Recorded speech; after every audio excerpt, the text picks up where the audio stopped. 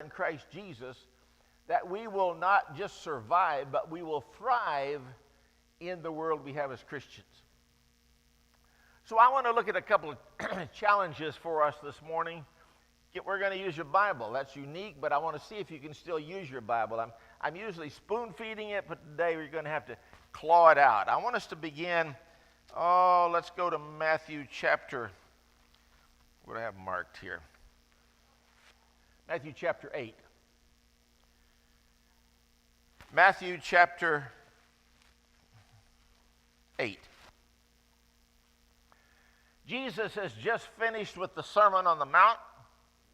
He's had a lot of wonderful things to say. People came to him in droves to hear, and they sat down and he taught them all of the things that we call the Beatitudes and a whole lot more. He talked to them about treasures in heaven. He talked to them about seeking and knocking and the narrow gate and the wise and foolish builders. A lot of amazing parables that, though they seem very old, are very relevant to us today. Then in chapter 8, he begins to do some miracles. One of the first things that happens is in chapter 8, verse 1. When he came down from the mountainside, large crowds followed him. A man with leprosy came and knelt before him and said, "Lord, if you're willing, you can heal me of my leprosy." Nobody's following their Bible, and nobody looked up, because that's not what it says. He said, "Lord, if you're willing, you can make me clean." What's the significance of being clean? See, we don't live in that era, but if you had leprosy, you were tossed outside the camp of Israel. You had no fellowship. You couldn't be among the people. So it's one thing to say, "Lord, make me whole, heal me of my leprosy." But it's another thing to say, "Make me clean." Now the process is going to be the same. Jesus does this again, and he'll tell the man, "Look, go show yourself to the priest and offer the sacrifice that Moses commanded. You can get back in fellowship." But this man, I believe, by his faith, cut through all of that. I don't want to just be healed. I want to be clean. Jesus reached out his hand and touched the man. "I'm willing," he said. "Be clean." Immediately, he was cured of the leprosy. And Jesus said, see that you don't tell anyone, but go show yourself to the priest and offer the gift Moses commanded as a testimony. Really? That's going to happen like pigs fly? Are you kidding me? The man has to tell somebody. He's going to go back in and offer this sacrifice, and he's going to go back home. And, "Well, what happened to you?" "Well, I don't know. I was just out walking in the woods." And that's not going to work.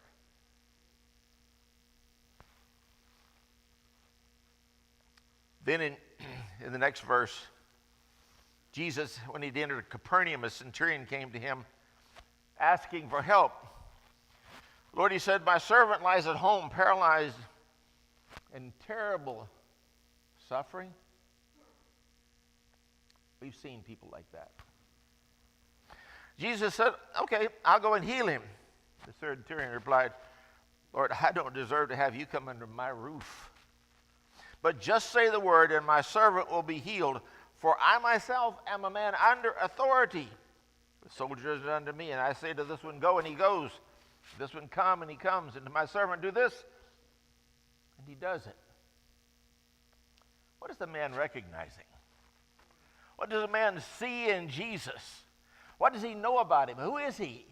Well, he's some old Jew that's got a lot of, Bible lessons and a lot. No, he's a centurion, a Roman centurion. He's got 100 soldiers under him. And he said, "That healing, I want the healing, but I don't even deserve to have you come to my roof. But I do recognize your authority." When Jesus heard this, he was astonished and said to those following him, "I tell you the truth, I've not found anyone with such a great faith. I want to meet that man in heaven." And I probably won't care and probably won't remember. But if I do, I want to meet this man in heaven. And I want to say to him, where in the world did you as a Roman, an alien, somewhat the Jews would have considered a dog or a pig, where did you get this kind of faith that you said this man who your nation was out to persecute has this kind of power? Verse 13, Jesus said to the centurion, go, will be done just as you believed it would. And his servant was healed at that very hour. When he says, go, it will be done as you believed, what is he saying? What is Jesus recognizing? He's recognizing the faith that this man has. All right? Is faith important? Hello? Don't go to sleep. Is faith important? Yes. It's primary. It's fundamental to everything else that we do and think. A couple more. Chapter 9.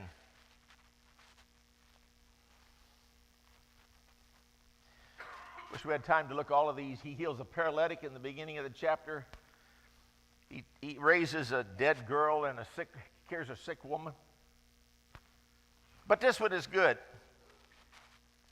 As Jesus, in chapter 9, verse 27, as Jesus went on from there, two blind men followed him, calling out, have mercy on us, Son of David. When he'd gone indoors, the blind men came into him and asked him, and he asked them, do you believe I'm able to do this? Yes, Lord, they replied. Then he touched their eyes and said, according to your faith will it be done to you. And their sight was restored, and Jesus warned them, see that no one knows about this. And they went and spread the news about him all over the region. Did Jesus give him a reasonable expectation? Well, why does Jesus not want it told? You'd think it would be a good thing, right? Oh, when he starts doing these miracles, he starts healing these people and casting out demons and raising the dead and people being able to hear and people being able to see, all of a sudden the Jewish leaders are going to start plotting for his death. And it's not quite time. So it's not that he doesn't want it known. It's just not right now. But how are you going to keep that quiet? So this might help us. A side note, if we are excited about something, can we keep it to ourselves?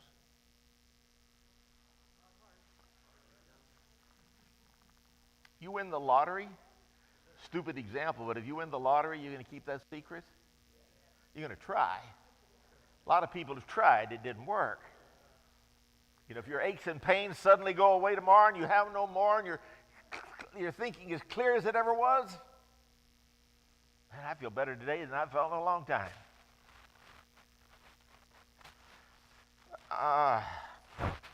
Sends out the 12. Parable of the sower, parable of the weeds. Let's go to chapter 15.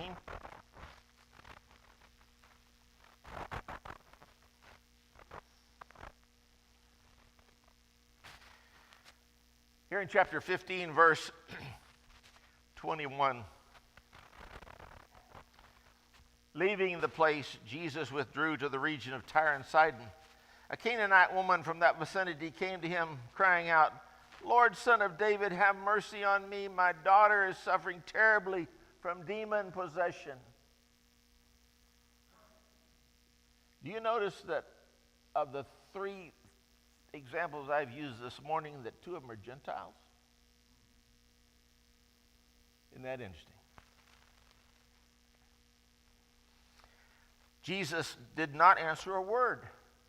He doesn't even acknowledge that she's on the planet. So his disciples came to him and urged him, send her away. She keeps crying out after us. She's an embarrassment.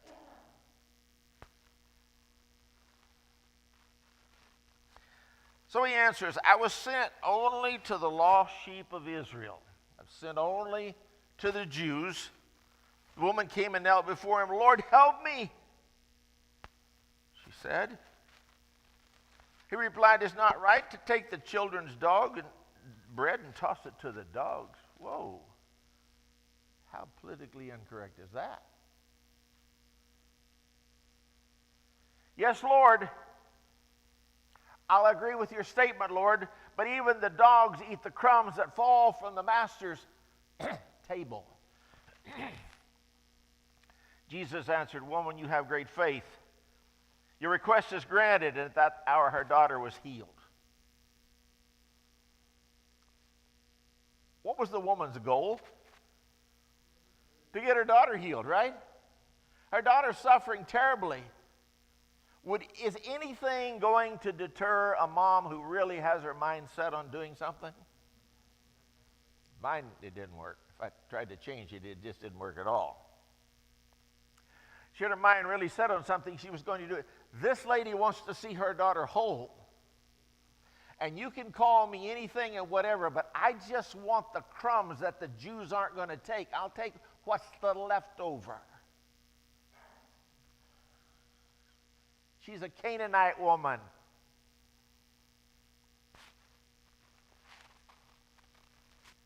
What is it that validated all of these people, or what is it that enabled all these people to be worthy of Jesus' response? Faith. Faith. Do you believe I'm able to do this? Okay. Remember, I think it's John 15. I may be off a few chapters, but Jesus said, it says there somewhere, he didn't do many miracles in his hometown because they didn't believe. We've known him since he was knee-high to a grasshopper. We're not going to pay any attention to him.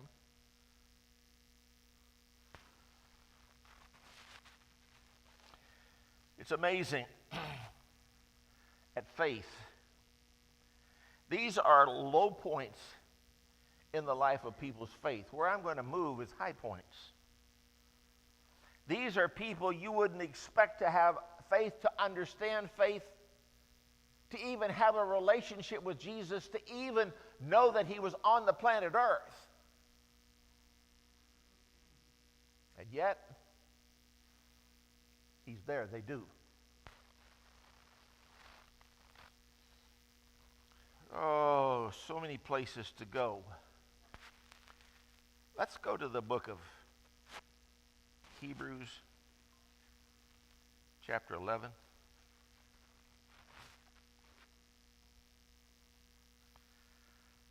This is a book we call the chapter of the heroes of the faith. And he starts out by saying, now faith is being sure of what you hope for and certain of what you do not see. Do you have anything that you hope for that you don't see? Hello? Yeah, life eternal. A relationship with Jesus forever in heaven. Getting out of this cotton picking, dilapidated world. And I realize if you're really young, you don't get it. But the older you get, the more you're happy to exit this place. If it wasn't for the need to stay around, maybe for children or grandchildren or others, I'm like, adios, I'm out of here. What is there here for me? If it's not you, the church, I would be gone. If it's not for the sinners in the world, I would be out of Tulare. But we got a really good crop of them right here in town.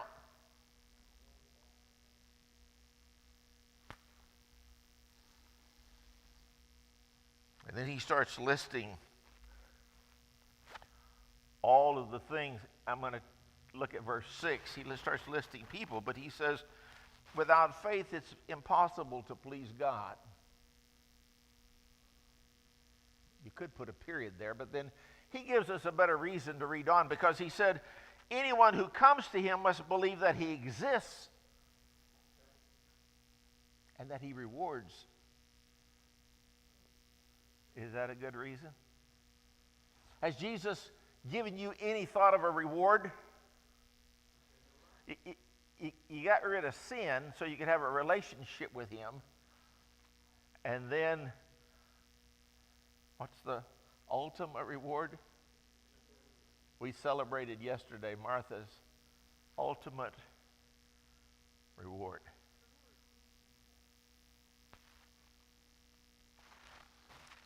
So I usually read a bunch of the major places. I want to go down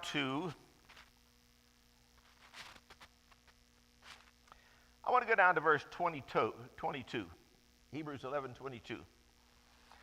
By faith, Joseph, when the end was near, spoke about the exodus of the Israelites from Egypt and gave instruction about his bones. Moses hadn't even come on the scene. What's he talking about?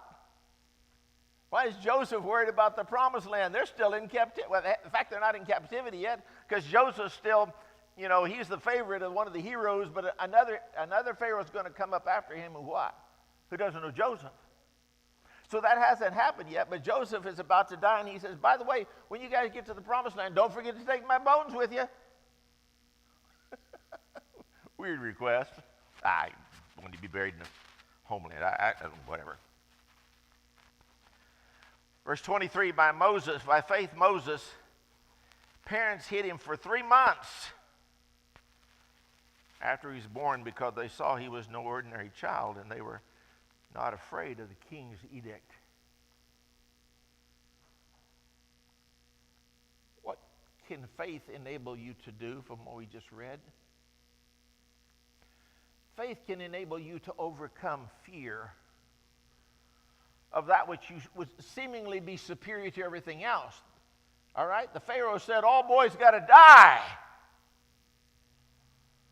And Moses' mama said, it ain't going to happen. Does she know the story? Does she know she's going to put the baby in the basket and hide it down there? But does she know Pharaoh's daughter is going to find it? Does she know that the very one that wants to put her to death, he's going to wind up feeding and giving her the best education that can be given in Egypt? Try to figure that out. Well, you try to work that out in history. By faith, 24, when Moses had grown up, refused to be known as the son of Pharaoh's daughter. He chose to be mistreated along with the people of God rather than to enjoy the pleasures of sin for a short time. Listen to these verses. He regarded disgrace for the sake of Christ. What the flip does Moses know about Christ? As a greater value than the treasures of Egypt, because he was looking ahead to his reward. Moses understands the reward is not the greatness of Egypt, all the jewels and all the perks of being all of that. Some of you are too old to remember, but Cecil B. DeMille made a movie called Moses, and in it, he actually portrayed the idea that Moses is in the running to be a Pharaoh. He was one of the sons.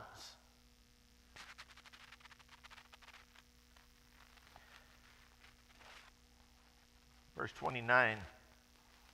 By faith the people passed through the Red Sea on dry land, and when the Egyptians tried to do it, they were drowned. Little side note, there's been an interesting resurgence of an interest in the crossing of the Red Sea. You know, Ron Wyatt, about 30 years ago, maybe 40 years ago, first started making these pilgrimages over there and started putting out the idea.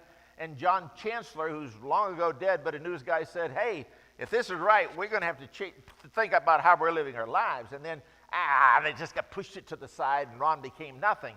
But now some people from NASA and people with high-tech technology got over there, and they began to scan the bottom of that river. And you know what they found? They found chariot wheels encrusted. They have the technology to find that there's gold inside there. They have the technology to find out that in the top part of this thing is a hub made out of iron. Now, I don't know if it's going to go very far again, because the world doesn't want that to go very far. If that goes very far, what does that mean? Well, we got to adjust ourselves. We like being God, so we're probably not going to go down that route. But I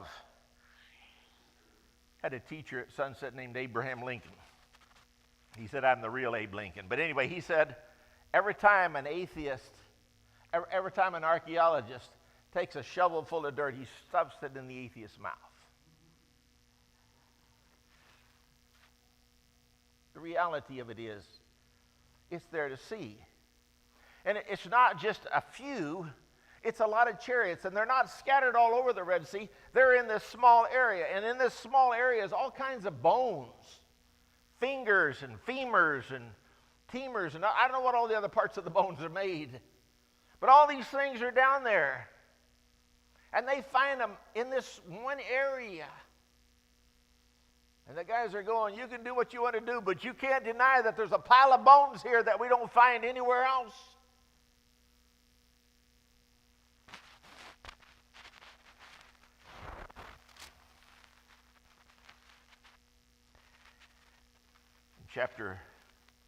Verse 31, by faith the prostitute Rahab, when she, what? The who? Did I read that right? Does your translation say that? By faith the prostitute Rahab, because she welcomed the spies, was not killed with those who were disobedient? Well, that's weird. Now, I'm pretty sure that when the walls of Jericho fell and she lived, that she was not encouraged to keep up with her profession. Do you notice from the Gentiles we read in the Gospels to the stories here, the amazing people that God chooses to work with? You ever feel weird and out of place and like, I don't fit in anywhere and God really can't? What can he do with me? Well, I don't know if he can do something with the prostitute Rahab. I'm pretty sure he can do something with you. Verse 32, and what more shall I say? And this is usually in a sermon because I've usually covered the other, and when I get there, I just read through it. But we're not going to do that this morning. We're going to read it slowly. And what shall I say? I don't have time to tell about Gideon, Barak, Samson, Jephthah, David, Samuel, and the prophets. Now you can get some information about them, but he's saying in the context of what I'm doing here, I don't really have the time to go into depth to tell you about it. But he says these are those in verse 33 who faith conquered kingdoms, administered justice, gained what was promised, who shut the mouths of lions, quenched the fury of the flames, escaped the edge of swords, who because they were strong became stronger. No? Whose weaknesses were turned to what? To what? Strength. You ever had a weakness? You felt like, man, this thing just dragging me under. Well, maybe the weakness can be turned into strength. And who became powerful in battle and routed foreign enemies. Women received back their dead. Not all of them, but some of them were raised to life again. Others were tortured and refused to be released. How easy do you think that was? Torture. They refused to be released so that they might gain a better resurrection. Others faced jeers and flogging. Still others were chained and put in prison. They were stoned. They were what? Sawed in two? Well, that must have been a pretty sight. It wouldn't sound that way, would it, on the flesh? Who are these that's being treated this way? These are the heroes of faith. These are the people who stood out. Now, as I'm talking about this, in case I forget it, these are the mountain peak moments. If we talked about Abraham, we'd also talked about him lying twice that said, Sarah's my sister, would we not? That's not a mountain peak moment for Abraham.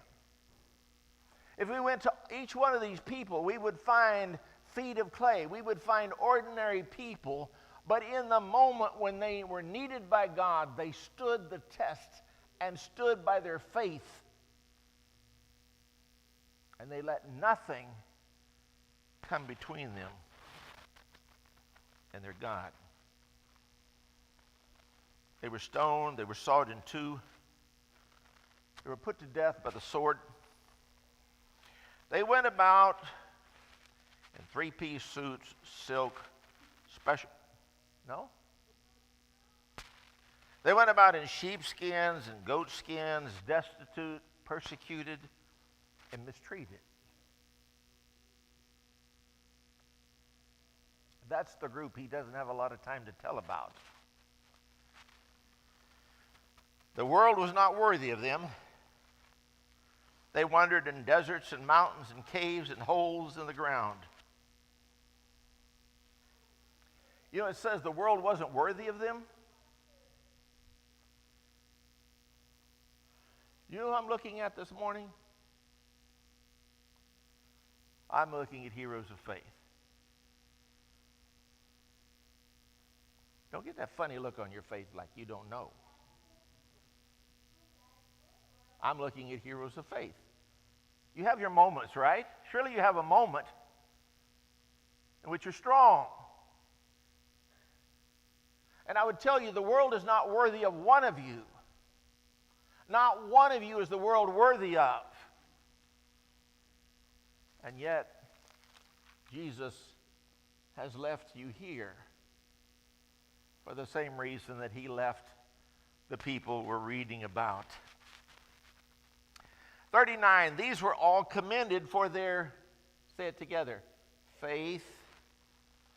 Yet none of them received what had been promised, not the ultimate promise. They got some little dilly-dally rewards. But verse 40, God had planned something better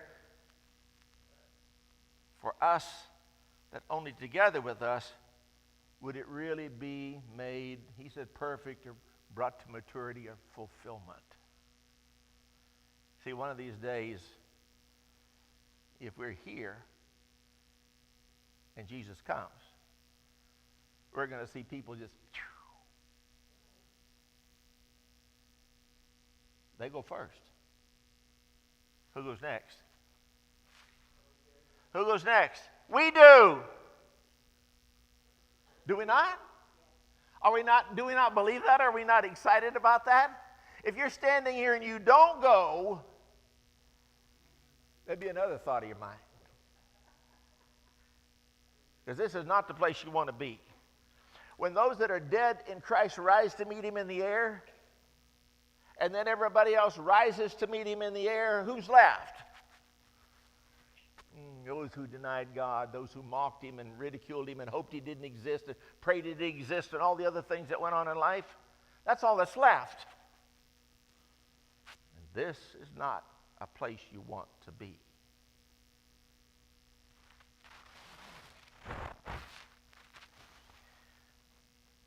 So what's our choice? Well, get rid of the chapter division. Chapter divisions play with my mind. He says that, verse 40, that together with us we would be made perfect. Therefore, since we're surrounded by such a great cloud of witnesses, who's the witnesses? The people we just read about. Let us throw off everything that hinders and those things that so easily entangle. What is it that easily hinders you? You know? You taking time to think about it? What is it that hinders you? We all have hinderers. We all have things that are in our face and in our way, and we let them get in our way. He said, throw them away. Get rid of them.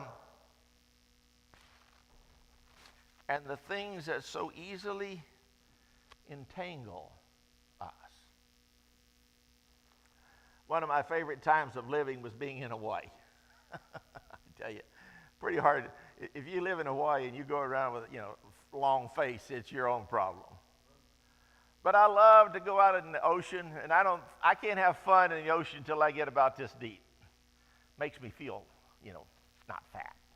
I can just float around like I ought to be. But I like to get out in there, and I'm having a lot of fun until a piece of seaweed hits me. And we had occasionally people who sharks wanted to take a bite of, and I wasn't sure if it was the seaweed or if I wasn't sure if it was a shark that was just smelling to see if he liked my flavor. But when that seaweed wrapped around my leg, I couldn't walk on water, but I'm telling you what, I could move fast. We have in the spiritual man things that entangle us. I want you to think about it. Don't sit on a postage stamp and dangle your legs, but think about it. The things that entangle you, the things that would wrap. He said, notice he says here, where am I at? Throw off things and sin that so easily entangles us. You look for the easy. Don't look for the hard. You're probably going to the tired. You go, slap it. Get out of my way. You don't touch me. But the easy things. And then he said, let's run with perseverance the race marked out for us. You know you got a race and a path marked out for you. Oh, I'm not saying it's zombie-like, but there's a path. And then he says, how are we going to do that? Let's fix our eyes on who? Fix our eyes on Jesus, the author and perfecter of our faith, who for the joy set before him. What you talking about? He endured the cross. What was the joy set before him? I'm looking at him. The salvation that he was going to provide was the joy that was set before him. It's why he came. He didn't need to leave heaven for any other reason. He could have just stayed there. But he came and he endured the cross, despising its shame, and sat down at the right hand of God. Consider him who endured such opposition from sinful men, so that you will not grow weary and lose heart. Now, if what I said was easy, this church would be full. Like yesterday, I don't know if you noticed, but there was no place to park. That's the way it ought to be. Every Sunday, there shouldn't be a place to park. We should be going over to the Seventh-day Adventists. They don't use it on Sunday anyway. Just go over and use their parking lot.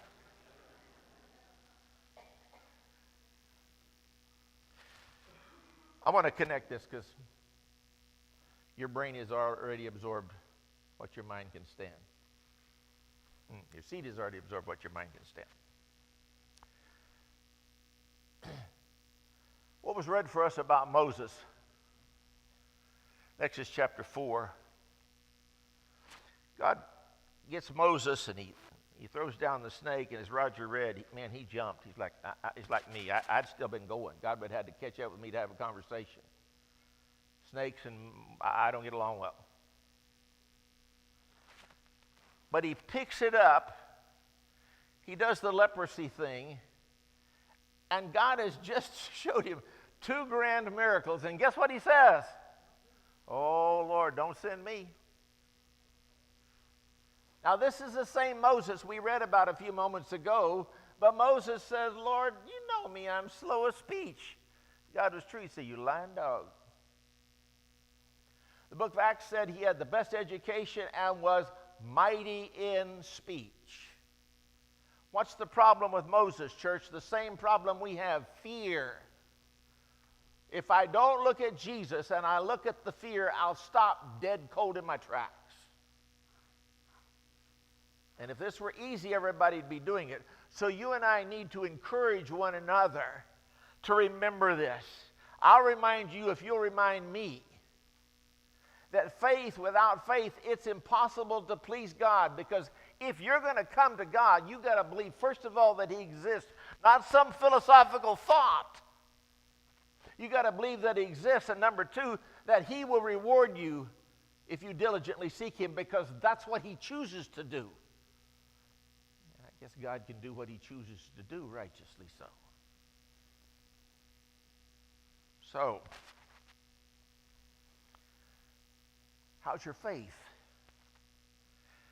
Let me encourage you, when you're struggling, grab Hebrews 11 and read it. Someone called me a couple weeks ago and I said, look, I talked a little while. I said, but I think if you'll read Hebrews chapter 11 and go into chapter 12 a little bit, by the time you get through, you'll have a different attitude. Your mindset will be different. Because you see, I need to understand there were people before me. I get it. They're heroes of faith. But I'm going to tell you one more time, I am looking at men and women who are heroes of faith. And you and I need to live and act like men and women of faith. Doesn't mean we don't struggle. Doesn't mean some days we're like, really? Can I keep going? Another stack comes. Really? God, another one? Are you kidding me? Every one of these people face that. And so faith is being sure of what you hope for, certain of what you have not seen. And if you and I will hang on to that in our life, oh, that'll make a difference. Won't make it all go away. Won't make all the problems disappear.